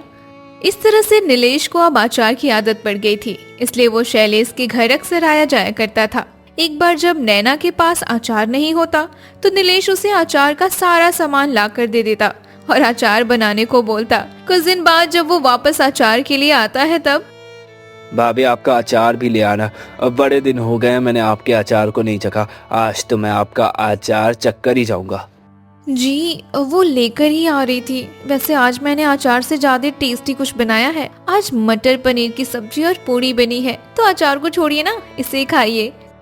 नहीं भाभी, ये सब तो मैं रोज घर में खाता हूँ, पर जो आपका अचार है उसकी बात ही अलग है। मुझे आपका अचार ही खाना है, वो बड़ा ही अच्छा लगता है। अरे यार, नीलेश जी ने मुझे तो फंसा ही दिया। अब क्या करूं, अब मेरा वाला अचार देना ही पड़ेगा। अरे क्या हुआ भाभी जी, जल्दी करो ना, मुझे आपके अचार की तलब हो रही है। इस तरह से नैना ने नीलेश को अपना अचार लाकर दे दिया, लेकिन ये वाला अचार एकदम घटिया था, जिसकी वजह से नीलेश ने उसकी बुराई कर डाली। अपनी बुराई सुनकर नैना शर्मिंदा हो गई और उसने सच बता दिया। सॉरी जी, मैंने आप दोनों से झूठ बोला था कि वो पहले वाले अचार मैंने बनाए थे। दरअसल इस बार का अचार मैंने बनाया था, इसलिए आपको बिल्कुल पसंद नहीं आया। सच कहूँ तो मुझे अचार बनाने ही नहीं आता। नैना की बात सुनकर शैलेश और नीलेश को बुरा लगा। अगर पहले के अचार नैना ने नहीं बनाए थे तो किसने बनाए थे? क्या नीलेश ने अचार बनाने वाले के बारे में जानने की कोशिश की? किस तरह उन अचार बनाने वाले का जीवन नीलेश के बिजनेस का हिस्सा बन गया? आखिर कैसे एक गरीब का परिवार आम की गुठली, छिलके और शहद और आम के पन्ने से भरपूर अचार के बिजनेस से खुद का पक्का घर बना लेता है? आज की कहानी काफी इंटरेस्टिंग होने वाली है, इसलिए इस कहानी को शुरू से आखिर तक जरूर देखें। तो चलिए इस कहानी को समझने के लिए फ्लैशबैक में चलते हैं। अरे सुमित्रा, मैं जरा इसी गांव में पच्छम के घर जा रहा हूँ, थोड़ी देर से आ जाऊंगा, जब तक तू अपना घर का काम कर ले। अच्छा, कोई काम था क्या? हाँ, वो खेत में बीज का पता करने जा रहा था। पिछली बार उनकी फसल बहुत अच्छी हुई थी, तो हम भी इस बार उन्हीं के बीज बोएंगे। जरा बीज के बारे में ही पता करने जा रहा था मैं। ठीक है जी, आप जाओ और हाँ जल्दी आ जाना, कहीं पूरा दिन वहीं पर मत बिता देना। हाँ ठीक है, वो जरा मेरा गमछा तो लेकर देना। आज तो नमक भी खत्म हो गया है, हल्दी और मसाला भी थोड़ा सा ही बचा है। लगता है बाजार जाना पड़ेगा। धीरज, नीरज और लोकेश तो खेत से आकर थक जाते हैं, वो कहाँ जाएंगे बाजार, मैं ही चली जाती हूँ। अरे चाची आप? हाँ बेटा, थोड़ा सामान खरीदना है तो उसी के लिए आई थी। हाँ क्यों रहे, वैसे भी चाची आज तो हर चीज में बढ़ोतरी हो गई है, पता नहीं महंगाई भी एकदम से क्यों बढ़ जाती है हैं? लेकिन आप चिंता मत करो, आपको तो बस नमक, हल्दी और कुछ मसाले ही लेने, तो ये सब में तो सिर्फ 2 रुपए का ही बढ़ोतरी आया है। ठीक है बेटा, तो मुझे एक पैकेट नमक, हल्दी, 100 ग्राम जीरा दे दो। ये लो चाची, आपका सारा सामान पैक हो गया है। ठीक है बेटा, ये ले तेरे पैसे। अब सुमित्रा अपना सामान लेकर घर की तरफ जाने लगती है, लेकिन रास्ते में धूप के कारण उसे चक्कर आने जैसा लगता है। हे भगवान, ये धूप तो किसी की भी तबीयत खराब कर देगी। ऊपर से चारों तरफ गर्म हवा चल रही है। बस कुछ दूर और चलना है, फिर थोड़ा आराम कर लूंगी। पता नहीं आज चक्कर क्यों आ रहे हैं मुझे। कुछ दूर चलने के बाद अब तो मुझसे चला भी नहीं जा रहा। ऐसा लग रहा अगर एक कदम भी आगे बढ़ाया तो नीचे गिर जाऊंगी। नहीं नहीं नहीं, मैं आगे नहीं जा सकती। मैं यहीं पर थोड़ी देर के लिए बैठ जाती हूँ। क्या बात है, आज माँ अभी तक खाना नहीं लेकर आई? उन्हें आने में इतनी देर क्यों लग रही है? हो सकता है वो दूसरे कामों में व्यस्त हो गई हूँ और लाना भूल गई हूँ। मैं एक काम करता हूँ, खुद ही जाकर घर से खाना लेकर आ जाता हूँ। अरे भैया क्या हुआ, आप कहाँ जा रहे हो? नीरज मैं घर जा रहा हूँ, लगता है माँ अपने काम में फंस गई होंगी, तो उन्होंने शायद खाना लाने में थोड़ी देर हो जाएगी। तो एक काम करता हूँ, मैं खुद ही जाकर लेकर आता हूँ। जब तक तुम दोनों आराम से काम कर लो, मैं तुम्हारा और मेरा खाना भी लेकर थोड़ी देर में आ जाऊंगा।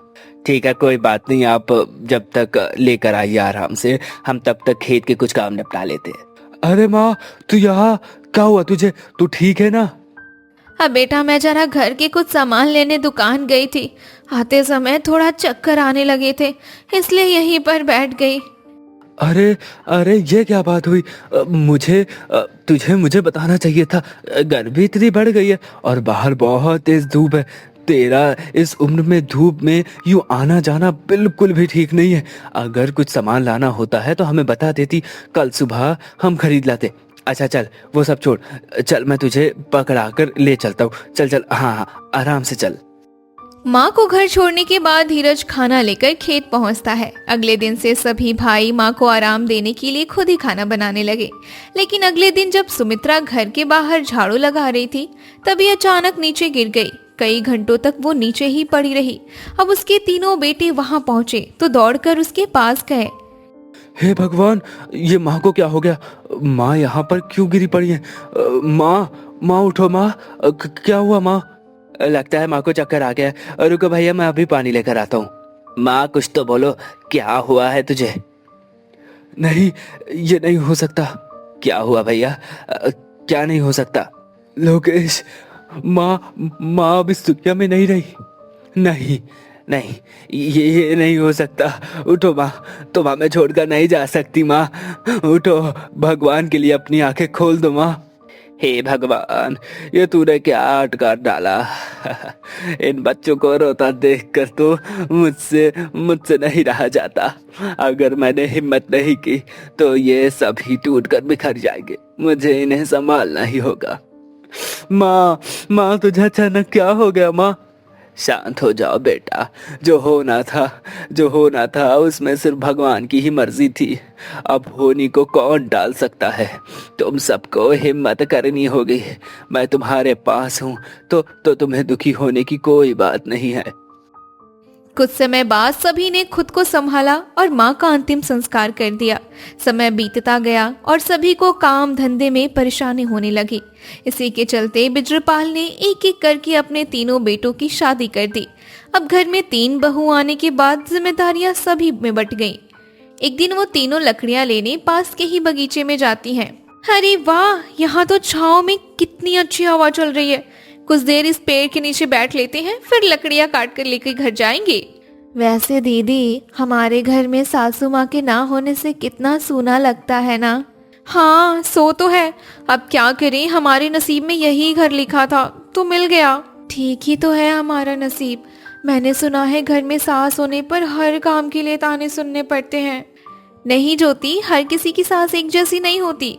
हो सकता है हमारी सास हमें बेटियों की तरह प्यार करती। अरे ये देखो दीदी, ये तो आम गिर रहे हैं। लगता है हवा की वजह से इस आम के पेड़ से आम गिरने लगे हैं। हाँ, जरा इन्हें उठाकर तो ला। चल एक एक करके चक्कर देखते हैं।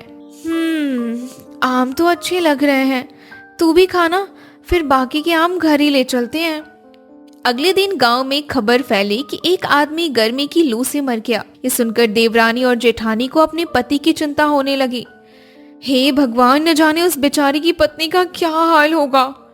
दीदी, कहीं हमारी सासू माँ को भी तो लू नहीं लग गई थी ना? हाँ, हो भी सकता है, लेकिन अब से हमें खुद और अपने परिवार का ख्याल रखना होगा। हाँ ज्योति, तू ठीक कहती है। मेरे मन में ना एक ख्याल आया है।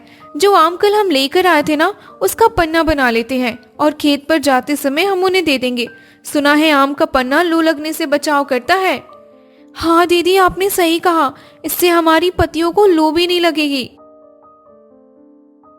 ये खेतों की एक ही प्रकार की सब्जी खा खाकर तो मेरा मन ही उग गया है। अब क्या करें दीदी, हमें जो मिलता है बनाने को उसे ही बना लेते हैं। कोई बात नहीं ज्योति, अब हमारे घर की हालत वैसी नहीं है कि रोज बाजार से तरह तरह की चीजें मिल सके। हमारे आने से थोड़ा खर्चा भी तो बढ़ गया ना, तो हमें अपने पतियों की हालत को सोचकर घर में जो भी है रूखा सूखा उसी में संतुष्ट रहना होगा। ठीक कहती हो दीदी, वैसे भी पेट ही तो भरना है, इसमें क्या बहस करनी। हम सभी अपने मन को समझा ही लेंगे। अच्छा सुनो, घर में कुछ आम है ना, उनकी चटनी बना लेते हैं। हो सकता है थोड़ा मन बदल जाए। ठीक है दीदी, आप लोग खाना निकालो, मैं अभी चटनी पीस कर लाती हूँ, फिर हम एक साथ मिलकर खाएंगे। अरे वाह, ये तो बड़ी ही स्वादिष्ट चटनी बनी है। हाँ दीदी, कहाँ हम एक ही सब्जी से बोर हो गए थे, इस चटनी ने तो हमें अलग ही स्वाद चखा दिया। हाँ सही है, अब तो आम का सीजन भी चल रहा है, तो बाजार में आम सस्ते भी मिल रहे होंगे। हाँ क्यों नहीं, हम कुछ पैसे बचाकर बाजार से आम खरीद लेते हैं, फिर उनका अचार बना लेंगे।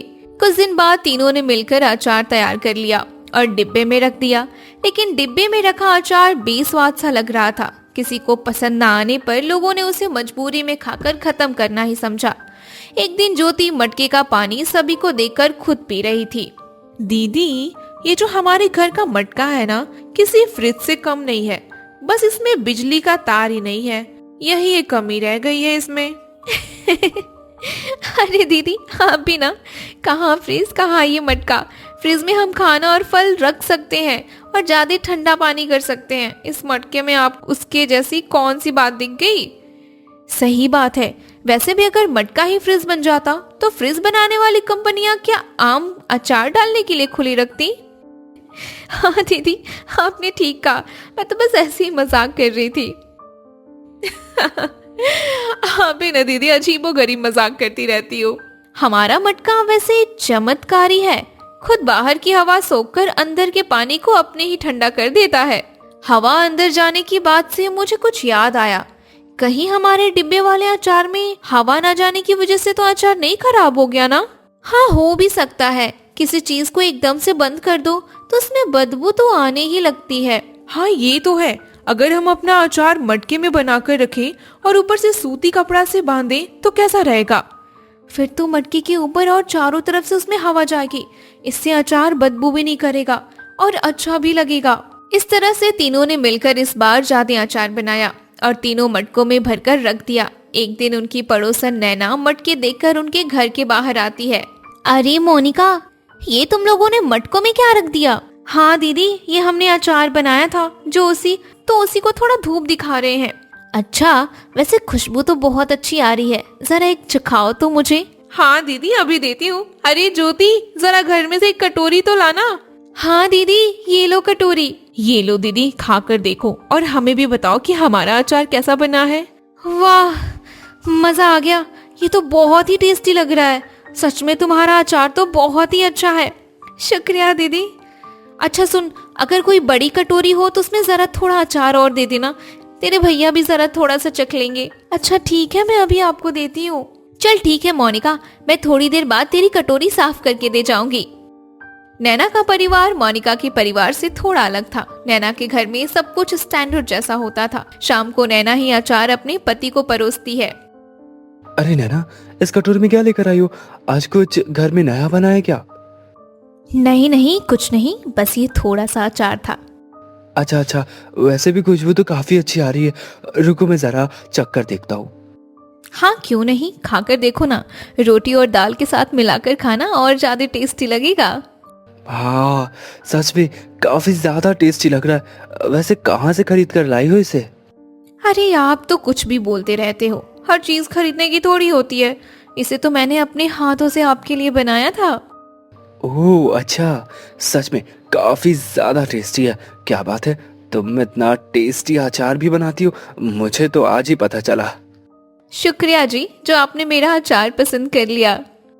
अच्छा सुनो नैना, मैं कह रहा था कि कल मेरा दोस्त नीलेश आने वाला है, तो उसके लिए खाने पीने का इंतजाम पहले से कर लेना। ठीक है जी। अगले दिन शैलेश रास्ते से ही नीलेश को लेकर घर आता है। चल यार कुछ खा पी लेते, फिर आराम से बातें कर लेंगे। हाँ क्यों नहीं। अरे नैना, टेबल पर खाना ले आओ। ठीक है जी, अभी लाई। और बता यार, भाभी ठीक है ना? हाँ सब ठीक है। और तू बता, तेरा बिजनेस कैसा चल रहा है? बढ़िया चल रहा है यार, बस खाने पीने के प्रोडक्ट्स की शुरुआत की, देखते क्या रिस्पॉन्स आता है। ये लीजिए, और हाँ मैं आपका पसंदीदा अचार भी लेकर आई हूँ। भैया आप भी लेंगे क्या? हाँ क्यों नहीं, बिल्कुल। अगर ये अचार शैलेश का पसंदीदा है तो एक बार मैं भी इसे चखकर जरूर देखूंगा। हाँ क्यों नहीं, लीजिए ना, मैं आपकी प्लेट में परोस देती हूँ। अरे वाह भाभी, ये तो सच में बहुत ही ज्यादा टेस्टी अचार है। क्या बात है, आपके हाथों में तो जादू है। शुक्रिया भैया। इस तरह से नीलेश को अब अचार की आदत पड़ गई थी, इसलिए वो शैलेश के घर अक्सर आया जाया करता था। एक बार जब नैना के पास अचार नहीं होता तो नीलेश उसे अचार का सारा सामान लाकर दे देता और अचार बनाने को बोलता। कुछ दिन बाद जब वो वापस अचार के लिए आता है तब, भाभी आपका अचार भी ले आना। अब बड़े दिन हो गए मैंने आपके अचार को नहीं चखा, आज तो मैं आपका अचार चखकर ही जाऊंगा। जी वो लेकर ही आ रही थी। वैसे आज मैंने अचार से ज्यादा टेस्टी कुछ बनाया है। आज मटर पनीर की सब्जी और पूड़ी बनी है, तो अचार को छोड़िए ना, इसे खाइए।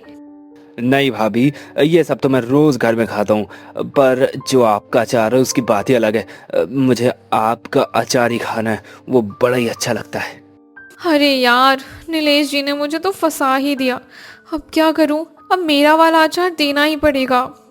अरे क्या हुआ भाभी जी, जल्दी करो ना, मुझे आपके अचार की तलब हो रही है। इस तरह से नैना ने नीलेश को अपना अचार लाकर दे दिया, लेकिन ये वाला अचार एकदम घटिया था, जिसकी वजह से नीलेश ने उसकी बुराई कर डाली। अपनी बुराई सुनकर नैना शर्मिंदा हो गई और उसने सच बता दिया। सॉरी जी, मैंने आप दोनों से झूठ बोला था कि वो पहले वाले अचार मैंने बनाए थे।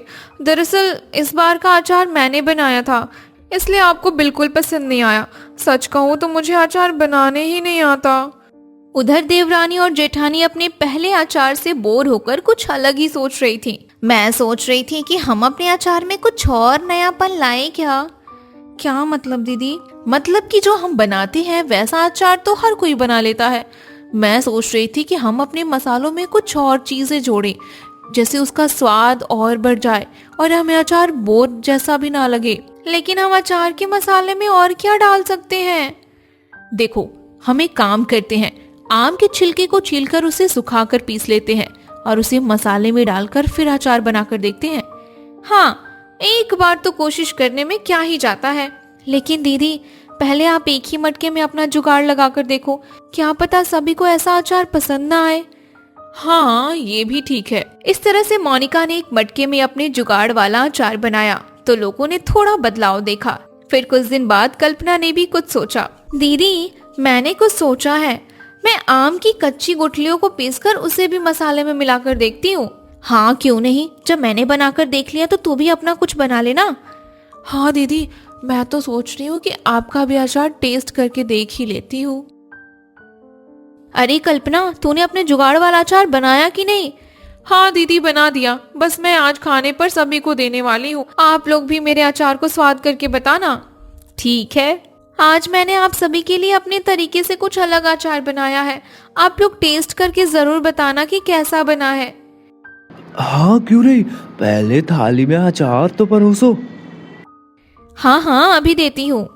वाह भाभी, आपने तो अचार में कुछ अलग ही स्वाद बना दिया है। सच में बहुत अच्छा बना है अचार। शुक्रिया देवर जी। कुछ दिन बाद जब सभी के लिए पन्ना बन रहा था तो ज्योति सबके लिए पन्ना बनाने में बिजी थी। दीदी, आज मैं सोच रही थी कि पन्ना में थोड़ा शहद डालकर देखते हैं। मीठा डालना ठीक रहेगा क्या? दीदी, एक बार शहद वाला पन्ना पीकर देखते हैं, क्या पता पसंद आ जाए। ज्योति, तुम बना लो पन्ना। बड़ी दीदी, पहले आप ही पीकर बताओ कैसा बना है। अरे, ये तो खट्टा मीठा सा स्वाद आ रहा है। अच्छा बना है यार, एकदम वैसा ही बना है जैसे मैंने अपनी कल्पना में सोचा था। इसलिए तो मेरा नाम कल्पना है, क्योंकि तू हर बात की कल्पना ज्यादा करती है। दीदी, एक बात कहूँ, अगर मैं भी इस पन्ने से अलग हांडी में अचार बनाऊं तो? वैसे आइडिया अच्छा है, अगर तूने इस पन्ने को अचार में मिला दिया तो अलग ही स्वाद आ जाएगा। कुछ दिन बाद ज्योति ने भी अपना अचार बना डाला। उसका अचार भी सभी को बहुत पसंद आया। एक दिन अचानक नीलेश उनके घर पहुंचता है। मोनिका, कल्पना और ज्योति जी, आप ही हो ना? हाँ जी, कहिए, आप कौन?